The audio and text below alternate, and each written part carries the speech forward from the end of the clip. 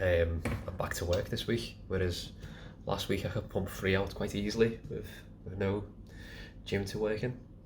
However, we're back in the swing of things now, so I'm hopefully going to keep up with doing one a week from here on. So, the topic, as I said, is considerations that you need to consider for when you begin powerlifting. I have written an article on a very similar topic, which I think is called What to Expect from Powerlifting, which you can find via my website. I'll link it on the description. Basically, the idea when I wrote the article and what I'm trying to cover now is a lot of people come into powerlifting and they expect to be lifting big weights, they expect to be training fairly hard. They don't really understand necessarily how it'll affect them mentally, physically, or in terms of fatigue. A lot of the time they don't understand how, even though they are lifting heavy weight, it's not always about lifting the heaviest weight possible. In fact, that'll be quite detrimental a lot of the time, especially when it comes to training rather than competing. So I wanted to just give people more of an understanding of what to expect when it comes to powerlifting, when it comes to training for powerlifting specifically. So if you're a beginner and you want to get into powerlifting, as I said in my first video, first video in the series, you'll find that you'll need to find someone who specifies in powerlifting, or even if it's any other type of strength training or strength sport. So what you want is to learn the movement. Now, keep in mind that a lot of the movements can be quite difficult, a lot can be quite technical, a lot of it can be very dependent on you and how you move. So you might find that you start with a great powerlifting coach, but you spend a lot of time just learning how to squat and that's all you're doing. That's fine. I've had clients who spent a few weeks, maybe even more than months perfecting the squat. Well, not even perfecting the squat form, but finding what works best for them. And getting it to a point where they can do it in a way that suits them, but also suits the federation rules. So if you've got someone who can't squat to depth, you need to find out why that is, and then work around that. When I say you need to find out, I mean the coach in this scenario. So if you're about to go into powerlifting and you find that the first few weeks are a bit, don't want to say boring, but they're not as exciting as you expected, like the weight's not flying up as you want it to, don't let that put you off. The more time you put in to improving these movements and becoming more efficient, the more you'll benefit in the long run. In a couple of years' time, when you are lifting really heavy weights, you're gonna feel better because you're not injuring yourself because you are so efficient with it. So be patient with it. And remember as well, the coach is there to teach you and you're there to be taught. It's not just a matter of, turn up, lift this weight.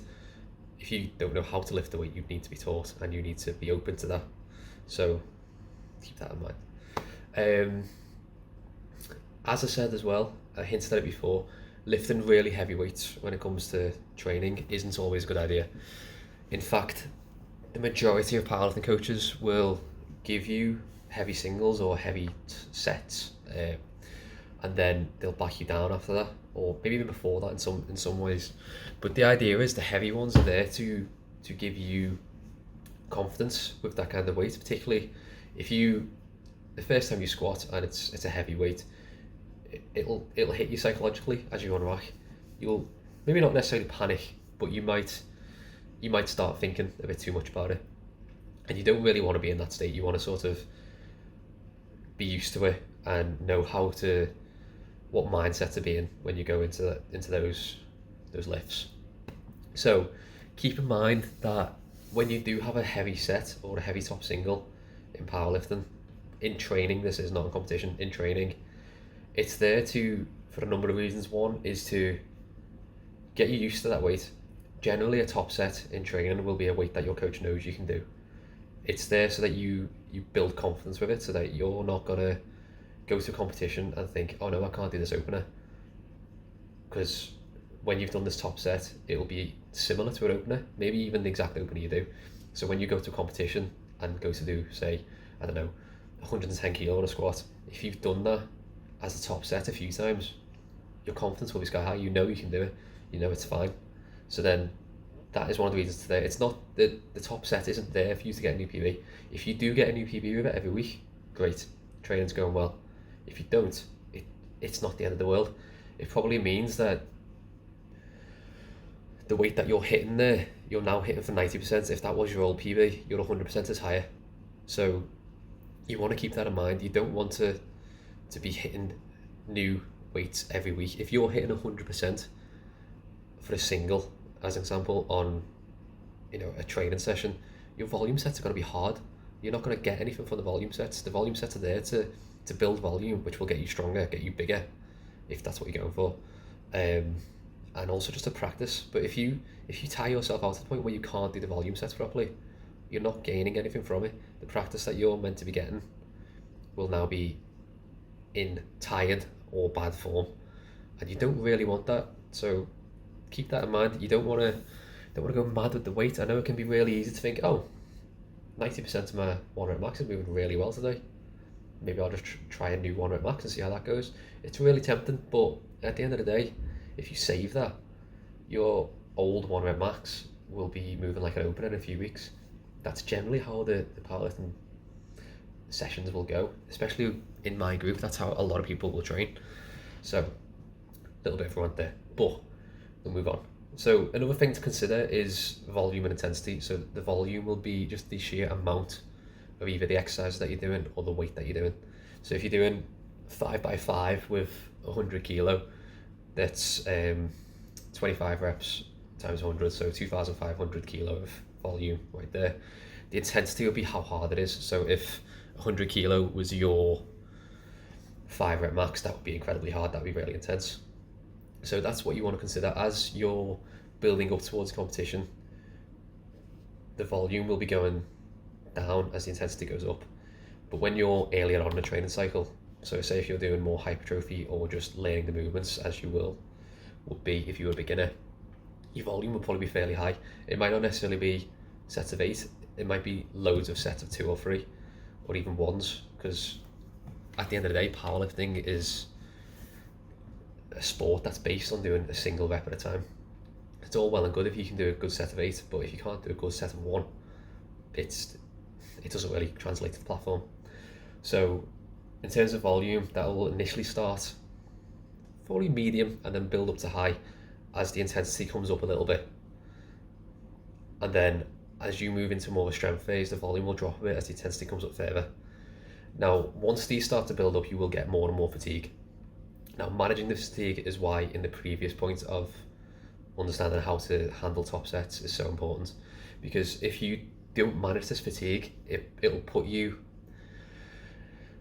shorten your training cycle by a few weeks. So if your coach has a plan of peaking you in 6 weeks and then all of a sudden you start going a bit too heavy, your training cycle is only going to last 3 or 4 weeks because you are too tired to carry on, and you've ruined the quality of the sets afterwards, which means that you're not getting much practice from the actual training.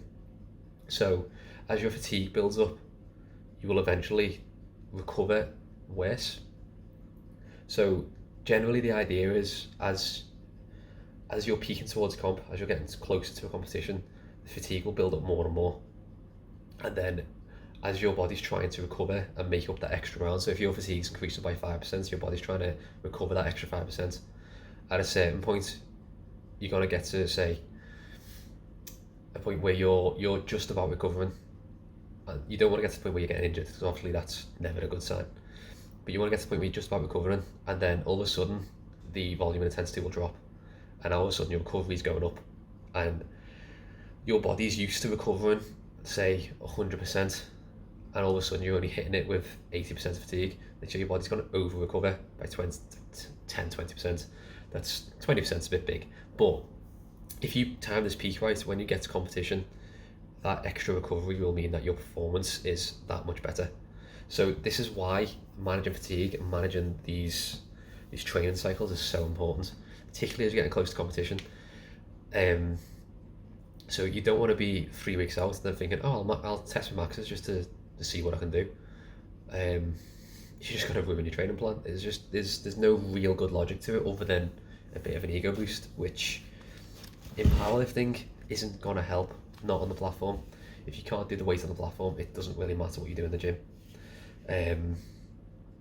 This is coming from the point of view of you wanting to be a competitive powerlifter. So I'm not criticising people who lift heavy in the gym. That's basically all I do at the minute. I've only competed once in the last 3 years, so you know what I mean. So that would be how you would manage these things so that you can peak well. After that, well, not really after that, but to go with that as well, when you get to competition, you need to keep in mind that as a beginner, your first competition should be just seeing how it is, seeing how it feels. You want to enjoy the competition, and a lot of the time you will, unless things go wrong and you've planned badly for it or prepared badly for it.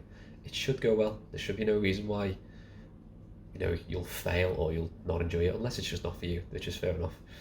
But by this point, if your training cycle's gone and you've behaved, as I've explained here, I'm pointing to my notes there, by the way. So if you've behaved and done the training plan as it says, as your coach has told you to do it, it's very likely that you'll hit all your openers very easily.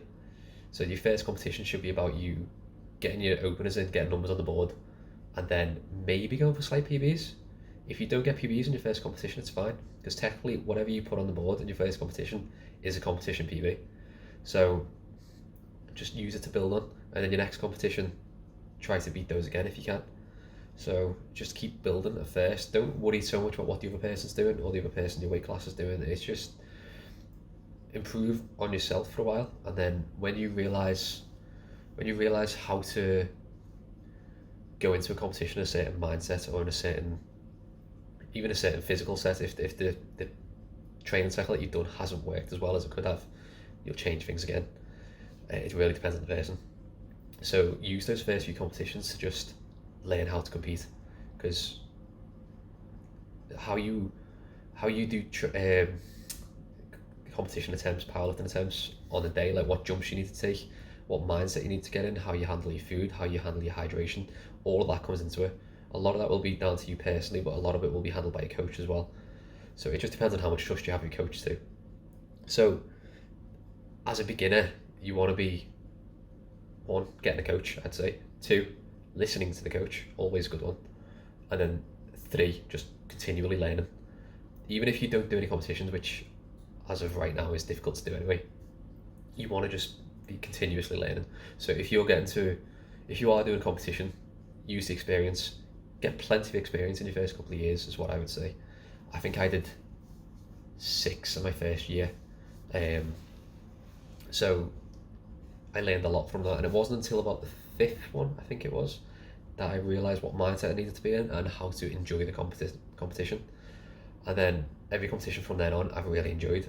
Even when they've not gone to plan, I've enjoyed them. So it's always worth just going into it as a learner, as the whole thing, the powerlifting, the training, the competing, and then maybe even like competing on a competitive level in terms of maybe winning competitions or going to national level, that kind of thing.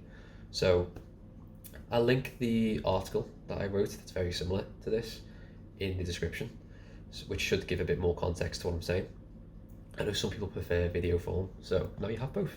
So I hope you've enjoyed this. If you haven't liked and subscribed, please do, because that will help my channel, and then it'll encourage me to do more, which is going to be a bit more difficult now I'm back to work. And comment to let me know what you think. So thank you. I shall see you all next week.